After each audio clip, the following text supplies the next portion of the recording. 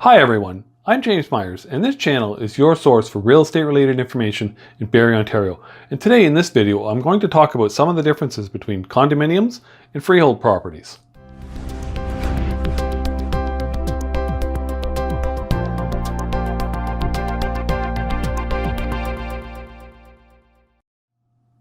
When you are looking for a house, whether it's your first house or maybe it's an investment property, you may be tempted to exclude condominiums from your search because you don't like the thought of the monthly condominium fee. Buyers see it as an added expense. It doesn't really have much of a value. Now, I'm not going to tell you either way whether you should buy a condominium. That's totally up to you. But I want to give you some things to think about before you automatically exclude condominiums from your search. All condominiums charge their fees differently, so you really have to look at and research what each monthly condominium fee includes. Does it include the heat? Does it include the hydro, the water?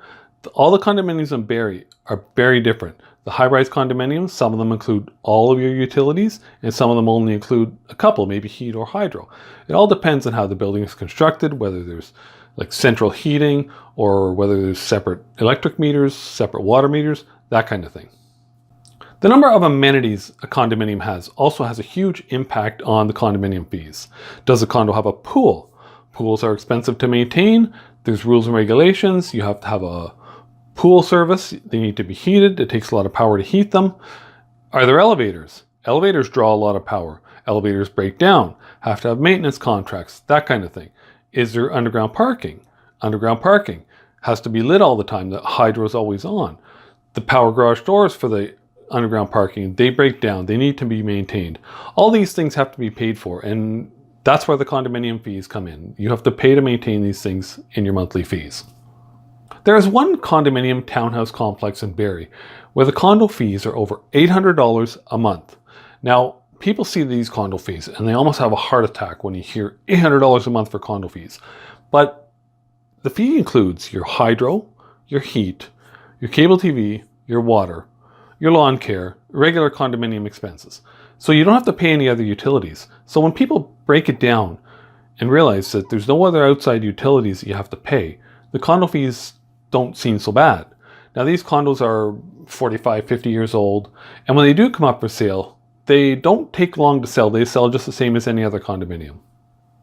There have been many low-rise condominiums built in Barrie in the past 5 years or so, whether they're 6-story apartment buildings, 3-story buildings, or townhouse developments.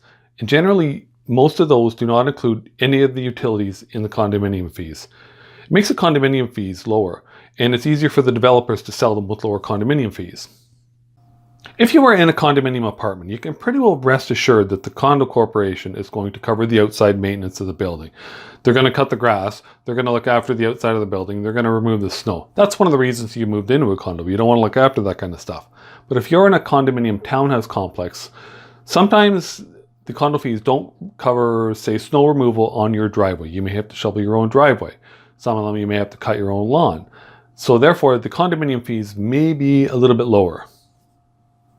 In a condominium, the outside of the building, whether it's an apartment building or a 3-story walk-up apartment building or a townhouse complex, that's owned and maintained by the condominium corporation. So therefore, if it needs a roof, you don't have to pay for it. You've actually paid for it with your condo fees, but you don't have to fork out the $5,000, $6,000 or $7,000 to put a new roof on your house. Same with windows.